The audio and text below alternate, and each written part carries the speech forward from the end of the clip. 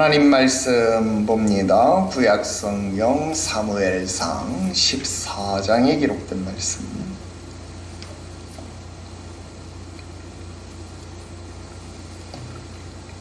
사무엘상 14장 47절부터 52절.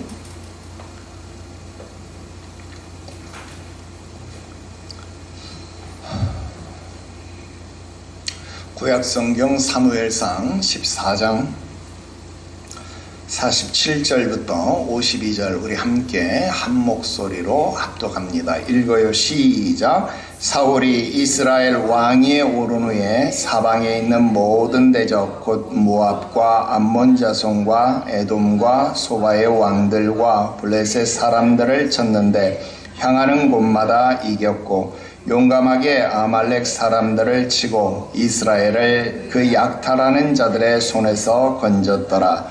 사울의 아들은 요나단과 이스위와 말기수아요. 그의 두 딸의 이름은 이러하니 맏딸의 이름은 메라비요 작은 딸의 이름은 미갈이며 사울의 아내의 이름은 아히노아미니 그 아히마스의 딸이요 그의 군사령관의 이름은 아브넬이니 사울의 숙부 넬의 아들이며 사울의 아버지는 기스요 아브넬의 아버지는 넬이니 아비넬의 아들이었더라.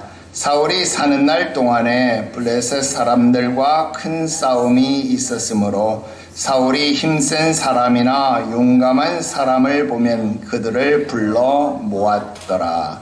아멘. 할렐루야. 오늘 계속해서 사무엘상 강의 43번째 시간이 되겠습니다. 오늘 말씀의 제목은 사울 왕의 업적과 그의 집안, 우리 성경에 기록되어진 제목 그대로를 따왔습니다. 여러분 정신없이 휘몰아쳤던 14장의 내용이었습니다. 그죠? 요나단이 블레셋 국경 수비대를 공격했다. 그리고 졌다. 그리고 다시 또 공격했다. 그리고 이겼다. 이런 내용이 우리가 미처 내용을 다 파악하기도 전에 정신없이 휘몰아쳤습니다. 그런 내용이 이렇게 흘러갔고 이제 14장은요 사울의 통치를 요약하는 것으로 그 끝을 맺고 있습니다. 여러분 왕으로 즉위한 지 2년이 되었을 때의 일이다 그렇게 이야기하니까 여러분 제위 초창기에 있었던 사건이잖아요. 그러니까 여러분 조바심이 날 수 있습니다. 서투를 수 있습니다. 그죠? 또 빨리 성과를 보이고 싶고 안정을 이루고 싶을 수 있습니다. 그러나 항상 이야기하는 것처럼 빨리 먹는 밥이 체하는 법이다. 여러분 모든 일에는 순서가 있고 모든 일에는 과정이 있다라는 것입니다. 순리를 따라야 하는 법이다 하는 거예요. 여러분 요나단도 그랬고 사울도 그랬고 결국은 14장에 기록되어진 에피소드들은 이 두 사람이 자기를 드러내고 싶어하는 욕심이 자기를 드러내고 싶어하는 그 공명심이 결국 이런 실수들을 불러왔고 그런 실수들로 말미암아서 많은 이들의 생명이 사라져갔다. 그리고 하나님 앞에도 실수를 가져왔다라는 것을 우리는 보게 된다라는 것입니다. 그리고 15장으로 이제 넘어가야 됩니다. 여러분 15장을 살짝만 넘겨보면은요 15장에 어마무시한 제목이 기록되어집니다. 뭐라고 나와요? 여호와께서 사울을 버리셨다. 그렇게 기록해요. 여러분 15장에 가면요 우리가 알고 있는 그 엄청난 사건이 나옵니다. 여러분 너무나도 유명해서 교회에서 많이 설교됐고 우리가 다 알고 있는 그 사건. 여러분 사울이요 양과 염소들을 살려두는 사건, 모든 것을 진멸해야 하는 헤렘 전쟁을 수행하지 아니하고 일부를 살려두는 사건이 바로 이 15장에서 기록되어진다라는 것입니다. 그래서 그 일로 인하여서 사울 왕이 하나님께로부터 버림을 받는 그 엄청난 사건이 15장에 기록되어진다. 그러면 14장도 실수고 15장은 실수라고 말하기에는 너무나도 큰 엄청난 범죄가 기록되어져 있는 장이다라는 겁니다. 자, 그러면 14장에서 15장으로 넘어가는 그 길목에 아주 자그맣게 토막 소식으로 지금 47절부터 52절까지 몇 구절 안 되는 내용이 기록되어져 있다라고 하는 것입니다. 자, 그러면 굳이 없어도 될 것 같은 내용인데 이 내용이 기록되어진 것은 기록되어진 내용에 걸맞는 이유가 있을 것이다 라는 것이죠. 우리는 그 내용을 오늘 파악해보자 하는 것입니다. 오늘 그 본문이 우리들에게 주는 교훈, 그 교훈을 살펴보려고 합니다. 오늘 세 가지 교훈을 여러분들에게 말씀드리려고 합니다. 첫 번째, 사울의 열심은요, 일정 부분 성공을 거둔다라는 겁니다. 여러분, 세상의 사람들도요, 육신의 법을 따라 열심을 품으면 육신의 법을 따라 성공을 거둡니다. 여러분, 태산이 높다 하되 하늘 아래에 있는 메이로다. 여러분, 태산이 아무리 높은 것 같지만 하늘 아래에 있는 땅, 하늘 아래에 있는 산, 이런 이야기입니다. 근데 사람들이 그 산에 올라가지는 않으면서 그 산을 향하여서 도전을 하지는 않으면서 맨날 하는 소리가, 야, 저 산이 왜 저렇게 높나? 왜 저 산이 저렇게 높냐? 저 산이 내 가는 길을 막는구나. 산만 높다고 아우성 치는구나. 이렇게 이야기한다 이 말입니다. 여러분, 세상 사람들도요, 도전하면 못 오를 리 없건만은 사람들이 그 산은 올라가지 아니하고 그 산만 높다 한다. 이런 19절이 있다 하는 것입니다. 아닌 게 아니라 사울이 비록 하나님 앞에 버림을 받은 그런 임금이 되었지만 사울은요, 열심을 품었습니다. 그리고 그 열심을 품은 까닭에 일정 부분 성공을 거두더라 하는 것입니다. 그 내용을 47절, 48절 말씀에 기록하고 있습니다.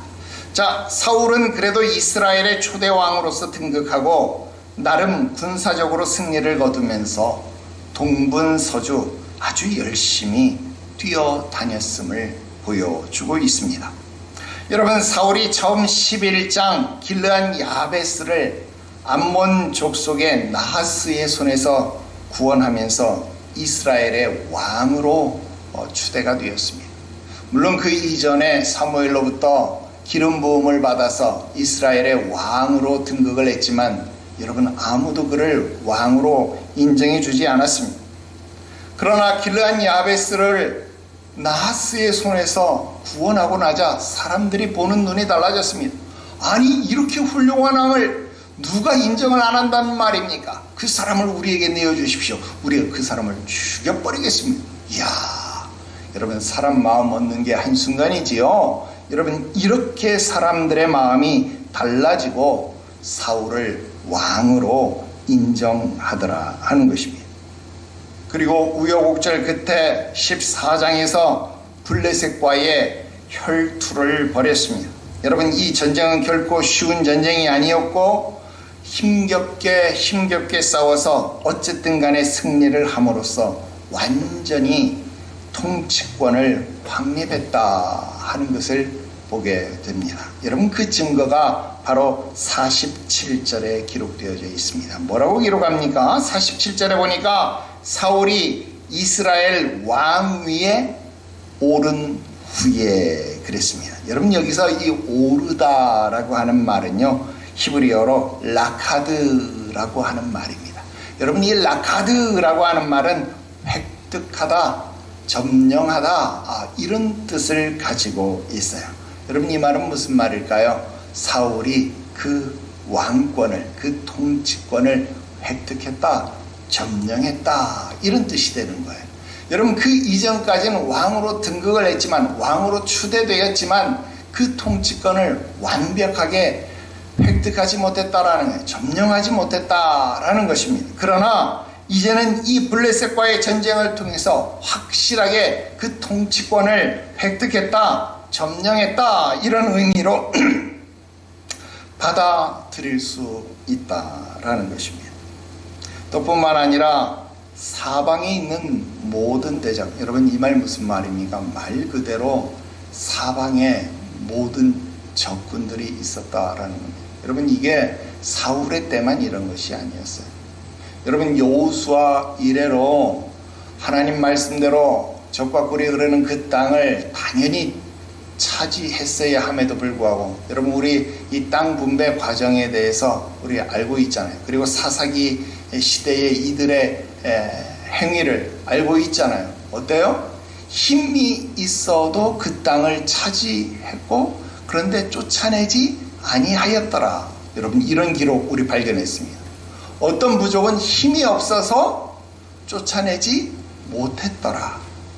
또 어떤 부족은 힘이 없어서 쫓아내지 못했으나 나중에 힘을 길러서 쫓아냈더라. 여러분, 우리 그런 기록들을 발견했더라는 거예요.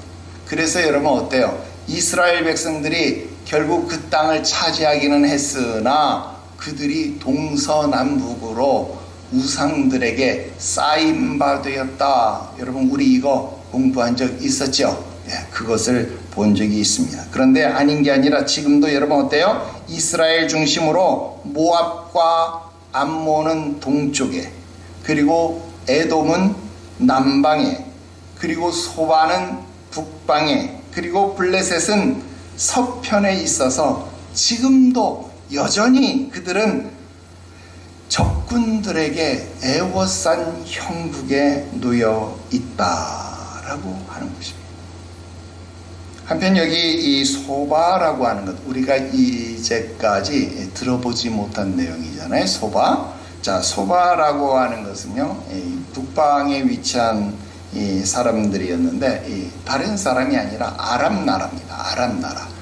아람 제국이 세워지기 전까지, 그러니까 이 유프라테스 강 주변에 있었던 아람족의 일파들이었는데, 연합부족 국가였어요. 연합부족 국가. 그러니까 지금 이 소바였는데, 소바의 왕들 그랬잖아요. 왕들.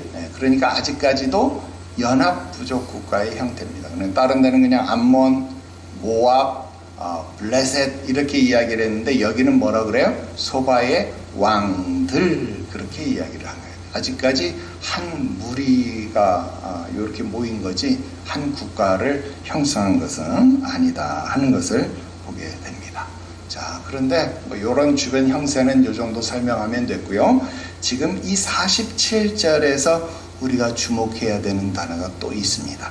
자, 47절에 쭉 가다 보면 맨 마지막에 보면 블레셋 사람들을 쳤는데 했어요. 그죠? 이 쳤는데라는 단어에 동그라미를 치세요. 자, 이 쳤다라는 단어를 우리는 주목해야 합니다.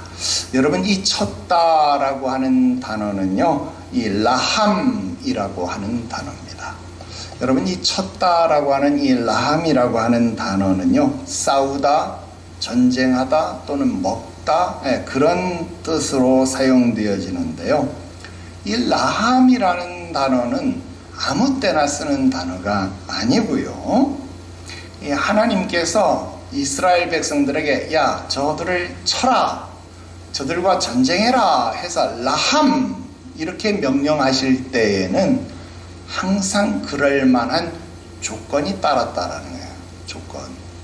그 조건이 무엇이냐면, 하나님이 아무 때나 가서 싸워라, 아무 때나 가서 저들과 전쟁해라 그렇게 명령한 것이 아니라, 하나님께서 야, 저들과 가서 라함해라, 저들과 싸워라 이렇게 말할 때는 그 대적이 어떤 상태였냐면 그들의 죄로 말미암아 심판을 받아야 할 조건이 성숙되었을 때, 그 조건이 완성되었을 때 하나님은 이스라엘 백성들에게 라함, 무장해라, 가서 싸워라, 저들과 전쟁해라, 이것을 명령하셨다라는 거예요. 그때만 이 라함의 단어를 사용하셨다라는 거예요. 즉 이스라엘의 대적이 도덕적으로 부패하여서 죄악이 관영하여 있어서 하나님의 심판이 임하는 상황일 때에만 하나님이 이 라함, 저들을 쳐라, 저들을 쳐부수어라, 이 명령하는 단어를 썼다라는 겁니다. 자, 그러니까 지금 이 전투에서 전쟁의 도구로 사용받는 건 누구예요? 당연히 이스라엘이지만 실질적으로 이 전쟁을 수행하시는 분은 누굽니까? 하나님이시더라는 거예요. 하나님. 그러니까 이 전쟁에서 승리는 당연히 보장되는 거죠. 이 전쟁은 하나님이 라함, 가서 싸워라, 그러니까 당연히 이기는 거예요. 그러니까 저들을 쳤는데 향하는 곳마다 어떻게 했어요?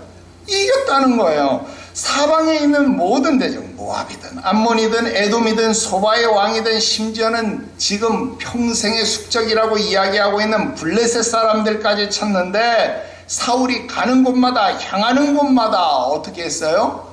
이겼더라. 가는 곳마다 이겼다, 이렇게 표현을 하고 있습니다. 왜? 하나님이 명하신 전쟁이었기 때문에.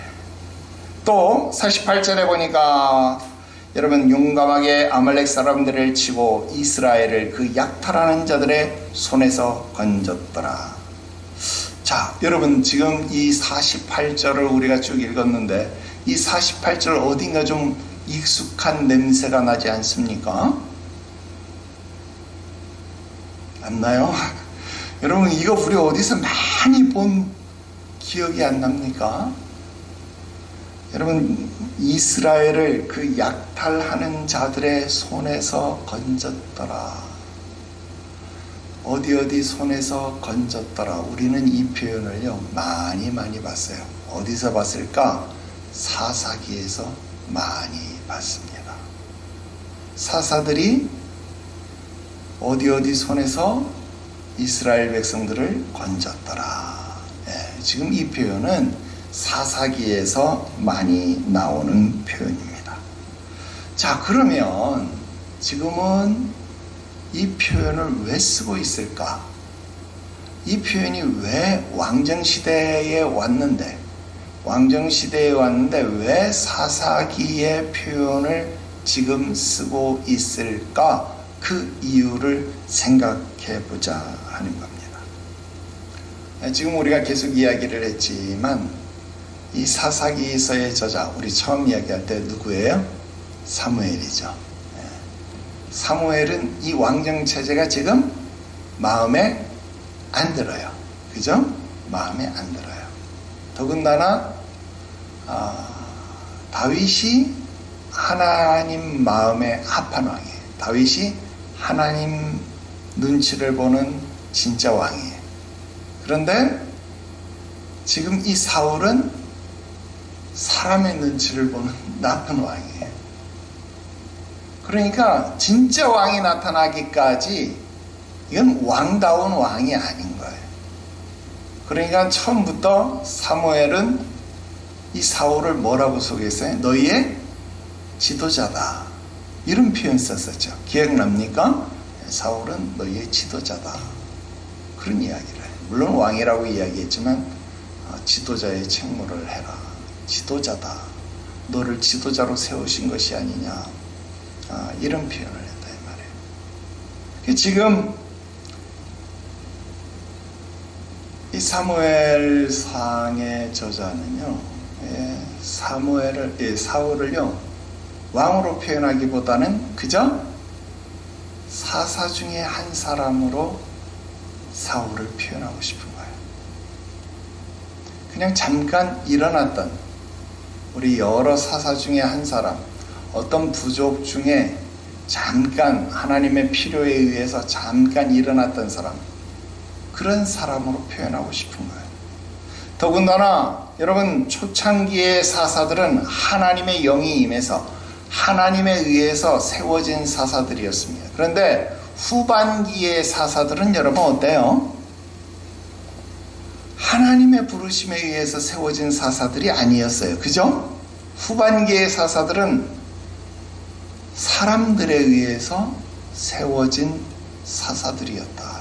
그것을 하나님이 추인해 주는 형식으로 사사들이 세워졌다라는 거예요. 물론 그렇지 않은 사사도 있었지만, 그렇다고 한다면 지금 이 사울을 무엇으로 보고 싶은 거예요? 은근히 사사로 보고 싶다. 이 의도도 읽혀진다라고 하는 것입니다.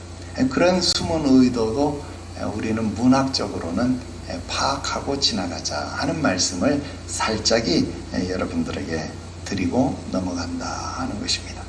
어쨌든 지금 그럼에도 불구하고 47절, 48절 말씀에서는 사울이 어떻게 하고 있어요? 굉장히 열심히 하고 있다. 정말로 열심히 뛰고 있다. 열심히 달리고 있다 하는 것만큼은 부인할 수 없다라는 겁니다. 여러분, 모든 일에 최선을 다하는 자가 그래도 그게 사사이든 왕이든 그래도 쓰임을 받을 수 있다라는 사실을 우리는 기억해야 되겠다 하는 것입니다. 자, 그 다음 두 번째 교훈의 말씀을 드리려고 합니다. 자, 49절부터 51절까지 내용을 보니까 느닷없이 사울의 집안 이야기가 나오고 있습니다.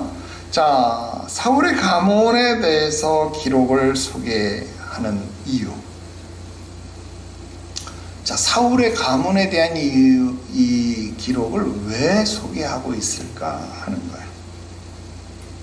자, 사울이 이스라엘의 초대 임금이니까 우리로 따지면 뭐 태조 임금이니까 왕의 가계도를 충실하게 기록한다. 그러면 의미가 있습니다. 맞죠? 초대 임금이니까 그 왕조에 대해서 소개할 것 아닙니까? 당연히 소개해야 되는 것 아닙니까? 그렇게 이야기를 한다면 지금 사울 왕의 가족에 대해서, 그 집안에 대해서 기록하는 것은 너무나도 당연하다는, 그것도 이렇게 뭐 아들, 딸, 아내, 그리고 숙부까지, 그리고 아버지, 여러분 이걸 이렇게 자세하게 기록하는 이유가 너무나도 당연할 것이다 라는 겁니다. 그런데 여러분 어때요? 우리가 아는 것처럼 이 사울 왕의 가문은 당대에 몰락하는 가문이잖아요. 사울 왕으로 끝나는 왕조잖아요. 물론 그 이후에 아들이 잠깐 왕위에 올라가기는 하지만 그것도 공식적으로 인정되는 왕은 아니잖아요. 그러니까 사울로 끝나버리는, 단대에 끝나는 왕인데, 그런 왕조인데 당대로 몰락할 그런 가문을, 계보가 이어지지도 않는 그런 가문을 굳이 이렇게 왕조를 기록할 이유가 전혀 없어 보이는데, 그럼에도 불구하고 왜 이 왕조를 지금 여기에 기록하고 있느냐 하는 것입니다. 그렇다면 거기에는 분명히 다른 이유가 있을 것입니다. 그 이유는 아무리 내가 머리를 굴리고 묵상을 해도 다른 이유가 없습니다. 그 이유는 여기에 소개되어진 인물들이요, 다음 후대에, 그러니까 다음 왕조와 연관이 있는 인물들이기 때문에 그렇습니다. 그래서 다음 후대와 관련해서 이들이 또 나오는 인물들이기 때문에 어차피 나와야 될 인물들이니까 그들에 대해서 미리 소개를 해 놓을 수밖에 없다라고 하는 것입니다. 그래서 다음 세대에, 다음 왕조에 출연하는 인물들에 대해서만 간략하게 말씀을 드리고 넘어가는 것이 좋겠다 하는 것입니다. 자, 우선 사건의 주인공이었던 요나단을 살펴보자 하는 겁니다. 여러분, 이미 요나단은 소개가 되었습니다. 자기가 이스라엘의 최초의 세자였기 때문에 정말 잘해보려고 했잖아요. 그죠? 잘해보려고 했지만 여러분, 함량미달이었기 때문에 여러 가지로 부족했기 때문에 계속 거듭되는 실수로 인하여서 잘해보려고 했던 일들이 실수로 이어지는 바람에 여러 가지 안타까운 일들이 벌어지게 되었습니다. 자, 그러나 왕위가 자신의 것이 아닌 것을 알고, 왕위가 자신에게 향하는 것이 아님을 알게 되고, 또 그 왕위가 다윗을 향하고 있다라는 사실을 깨닫게 된 이후에 그것을 적극적으로 돕는 인물이 된다라는 거예요. 여러분, 이제 이후로 보면 17장에서 다윗이 골리앗과 싸우게 되고, 또 그것을 인해서 이 왕위가 다윗에게 향하고 있구나 하는 사실을 이 요나단은 깨닫게 된다라는 것입니다. 여러분, 지금까지 우리는 요나단의 부족한 점에 대해서 다윗과 비교를 통해서 살펴봤다라는 겁니다. 그런데 지금부터는 이 요나단의 평가를 새롭게 해야 할 시점이 되었습니다. 여러분, 우리가 하나님의 뜻이 나에게 있지 않음을 알고 있음에도 불구하고 내가 하나님의 뜻에 협력한다? 여러분, 이건 아무나 할 수 있는 일이 아니더라. 여러분, 우리나라에 좋은 속담들이 많지만 나쁜 속담도 꽤 있잖아요. 못 먹는 감 찔러. 못 먹는 감이면 그냥 남들 곱게 먹게 놔둬야지. 왜 못 먹는 감을 찔러봐? 왜? 그죠? 나 못 먹는다고 그거 찔러보면 안 되잖아요. 근데 나에게 못 올 왕이니까 뭐 그거 그냥 찔러보면 되겠어요? 안 되잖아요. 근데 여러분, 요나단이 그렇게 안 했다는 거예요. 여러분, 오히려 이 일에 나에게 향하지 않는 왕이, 나에게 향하지 않는 하나님의 뜻을 알고 오히려 그 뜻이 향하는 곳을 향하여 더 협력했다. 여러분, 이것은요, 아무나 할 수 있는 마음, 아무나 할 수 있는 선함이 아니더라 하는 것입니다. 그런데 요나단은 그렇게 했기 때문에 그 마음이 사람들에게 선함으로 인정받는 것이다 라는 겁니다. 그렇기 때문에 요나단은 대단한 사람이었음이 분명하다. 그래서 그러한 부분은 우리가 인정해 주어야 된다라고 할 것이다 하는 겁니다. 자, 그 다음 또 아들 중에서 우리가 생각해 볼 것은 이 에스발이라고 하는 아들, 요 아들을 생각해 볼 수 있습니다. 이 에스발은 이스보셋이라고도 불려지는 인물인데요. 이 아들은 사울이 죽은 이후에 아주 잠시 이스라엘의 왕으로 등극을 합니다. 그런데 그 부하에 의해서 암살을 당합니다. 그러니까 그냥 3일천하 이런 개념의 왕이죠. 그러니까 실질적으로 왕으로 재위해서 이스라엘을 통치하는 그런 왕이 되어진 자는 아니고요. 그래서 이스라엘의 왕으로 세워지기는 하나 정상적인 재위를 한 그런 왕이 되어지지는 못합니다. 그래서 어쨌든 이스보셋이 잠시 왕위에 오른다라고 하는 것 정도 우리가 생각해보고 넘어가면 되겠고요. 그 다음 또 딸도 있습니다. 메랍이라고 하는 딸. 자, 우리가 보세요. 지금 이거 우리 머릿속에 전혀 없는 인물들이잖아요. 전혀 없는 인물들인데 지금 우리가 이렇게 공부하고 있다는 거예요. 자, 메랍은 어떤 인물이냐? 우리 17장에 가면 다시 공부하겠지만, 여러분, 골리앗이 이스라엘에 쳐들어와 가지고 지금 막 이렇게 하니까 이스라엘 백성들이 사기가 죽어가지고 도저히 싸움이 안 되는. 그러니까 사울이요, 야, 저 골리앗 장군을 무찌르는 자에게 내가 사위를 삼겠다. 그래서 골리앗을 무찌르는 자에게 아내로 주겠다라고 내세워진 자가 바로 이 메랍이었습니다. 상급으로 주겠다고 내세워진 자, 시집 보내겠다라고 내세워진 자가 메랍이었다라는 겁니다. 그러니까 여러분, 다윗이 골리앗을 무찔렀으니까 당연히 어떻게 돼야 되는 거예요? 이 메랍은 다윗에게 시집을 가야만 했습니다. 그런데 이유가 어찌 되었는지 메랍은 다윗에게 시집을 가지 못합니다. 공식적으로 보면 다윗도 정중하게 겸손하게 거절은 했는데 내면적으로 보면 우리 그때 가서 더 자세하게 배웁시다. 사울이 수를 쓰죠. 마음을 바꿉니다. 그래서 메랍을 다른 데 시집을 보내버립니다. 이거 아주 막장 드라마 같은 내용이죠. 다른 데 시집을 보내버립니다. 그래서 결국 메랍은 다른 사람의 아내가 되고 그 동생 미갈, 이 미갈이 다윗의 아내가 됩니다. 그런데 여러분 이것도 진짜 아주 순정 드라마 같아요. 미갈은 진짜 다윗을 사랑합니다. 그리고 다윗의 목숨도 살려주는 그런 일이 벌어져요. 그런데 이 사울은요, 진짜 참 희한하죠. 다윗을 죽이는 올무로서 이 미갈을 사용합니다. 야, 내가 이 미갈을 너 앞에 시집 보내겠는데 너 미갈이랑 결혼하려면 지참금 가져와. 그 지참금 쪽으로 이런 거 요구를 해요. 근데 그게 뭐냐면 블레셋 사람들을 이렇게 쳐부셔서 가져와라 이런 거거든요. 삼손이랑 똑같아요. 그런 내용들을 해가지고 결국 미갈을 시집 보냅니다. 그런 내용들이 있어요. 근데 훗날 나중에 어떻게 돼요? 하나님의 언약궤가 다윗성으로 들어오는 그 엄청난 사건. 다윗이 너무 기분 좋아서 덩실덩실 춤을 추는데 너무 기뻐가지고 그 바지가 흘러내리는 것도 모르고 춤을 추는데 미갈이 당신 그래서 이렇게 하죠.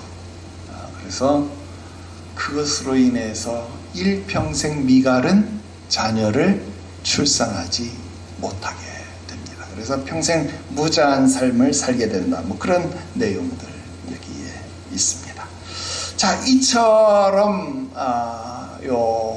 사울의 일가는 다윗의 일생과 이렇게 밀접하게 연결이 되어져요. 그래서 사울의 아내, 또 자식, 또 삼촌, 아버지, 이런 내용들을 여기 쭉 기록하고 있는데, 지금 보고 싶은 내용들은 이런 가문의 번성함을 기록한 것을 보면, 표면적으로 보면 사울의 왕조가 단기간에 끝날 것 같지 않고 왕성해 보인다라는 거예요. 그러니까 여기까지 기록된 내용만 보면 사울은 지금까지는 패배자가 아니에요. 실패자가 아니에요. 그죠? 아직까지도 사울이 자기를 실패자라고 여길 수 없다는 거예요. 왜? 가는 곳마다 승리하지, 자기의 가족은 번성하지, 그러니까 자기 자신을 돌아볼 수 있는 은혜조차 힘입지 못하더라, 그 말입니다. 여러분, 이것이 우리의 인생을 착각으로 빠지게 만들더라 하는 겁니다. 여러분, 이런 모습들 여러분의 인생 여정 가운데는 없기를 바랍니다. 늘 자신을 돌아볼 수 있는 은혜가 있기를 바랍니다. 자, 마지막 세 번째 말씀 드립니다. 52절 한 구절 남았는데요. 세 번째 교훈은 사울의 노력이 한 곳으로만 이어지고 있다 하는 것입니다. 자, 52절 말씀 보니까 사울이 사는 날 동안에 그랬습니다. 자, 요 표현, 사울이 사는 날 동안, 이 표현도 우리가 사사기서에서 많이 봤던 표현 아닙니까? 누가 이스라엘을 다스리는 날 동안에 이스라엘의 평화가 있었더라. 이거 많이 봤죠? 이제 확실하게 알게 되겠죠? 자, 사울이 사는 날 동안에, 자, 사울이 왕으로 이스라엘을 통치하는 기간 동안에 있었던 가장 특징적인 사실들을 말해주고 있습니다. 사사시대에는 누가 사사로 이스라엘을 통치하는 그 기간에, 사사로 통치하던 그 기간에 이스라엘의 평화가 있었더라. 이스라엘에 다시는 전쟁이 없었더라. 여러분, 이런 기록이 있었잖아요. 그죠? 자, 그런데 사사처럼 위장하고 싶었던 이 사울 왕의 통치 기간에는 뭐가 있었느냐? 자, 그때는 뭐가 있었어요? 가장 큰 골칫거리로 블레셋이 있었다는 거예요. 평화가 있는 것이 아니라 가장 큰 골칫거리로 지금 블레셋 사람들과 큰 싸움이 있었다라는 거예요. 언제? 그가 통치하는 날 동안에, 그가 사는 날 동안에, 그가 이스라엘의 왕이 되어서 이스라엘을 다스리는 날 동안에 항상 블레셋이 가시가 된 것이다 라는 것입니다. 자, 그렇기 때문에 지금 사울이 한 행동이 무엇이었습니까? 그가 힘센 사람이나 용감한 사람을 보면 항상 그들을 불러 모았다, 그렇게 이야기를 하고 있습니다. 자, 상황이 이러니까 그가 한 행동은 지혜로운 행동 맞습니다. 그죠? 자, 그가 오로지 모든 역량을 한 곳으로만 집중했다, 그 말입니다. 그런데 우리는 알고 있습니다. 무엇을요? 이스라엘의 왕은 그 한 가지만 책임지는 사람이 아니다. 그렇습니다. 이스라엘의 왕은 그 한 가지만 해서는 안 됩니다. 그는 이스라엘로 하여금 하나님의 율법에 순종하게 하는 일도 해야만 했습니다. 그가 이스라엘에 두루 다니며 경건한 사람을 보면 불러 모았더라. 여러분, 이런 기사가 기록되어져 있다면 얼마나 좋았겠습니까? 그가 하나님의 말씀을 가르칠 만한 사람들을 보면 불러 모았더라, 이런 말씀이 있었으면 얼마나 좋았겠습니까? 그러나 그런 말씀은 눈을 씻고 보아도 보이지 않습니다. 그는 이런 일에 그 어떤 언급도 없습니다. 그렇다면 그 다음에 일어나게 될 15장에서 그가 버림이 되는 이유가 무엇 때문이 될 것인지는 우리에게 마치 예고편처럼 드러난다라는 것입니다. 그가 무엇에만 집중했습니까? 군사적 역량을 키우는 일에만 집중했다라는 겁니다. 하나님의 말씀을 듣는 일, 하나님의 말씀을 지키는 일에는 집중하지 아니하고 그가 힘에만, 그가 군사적 역량을 키우는 일에만 집중했다라는 거예요. 결국 사무엘로부터 그가 받은 책망은 무엇입니까? 순종이 제사보다 낫다. 듣는 것이 수양의 기름보다 낫다라는 책망을 듣는 겁니다.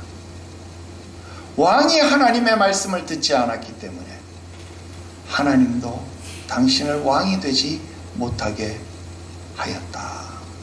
그 심판을 받게 되는 것이다 라는 겁니다. 자, 오늘 우리가 우리의 할 일을 하지 못했을 때, 우리에게 주어진 책무를 감당하지 못했을 때 우리가 받게 될 심판은 분명합니다. 내가 너를 도무지 알지 못하느라. 여러분, 주님 앞에 섰는 그날 착하고 충성된 종이다, 심판을 받는 상급의 자리로 옮겨가는 내 주인의 즐거움에 참여할지어다 초청을 받는 저와 여러분들이 되시기를 주 예수의 이름으로 축원합니다. 오늘은 여기까지 공부했습니다. 기도드립시다. 거룩하신 하나님 아버지, 은혜를 감사합니다.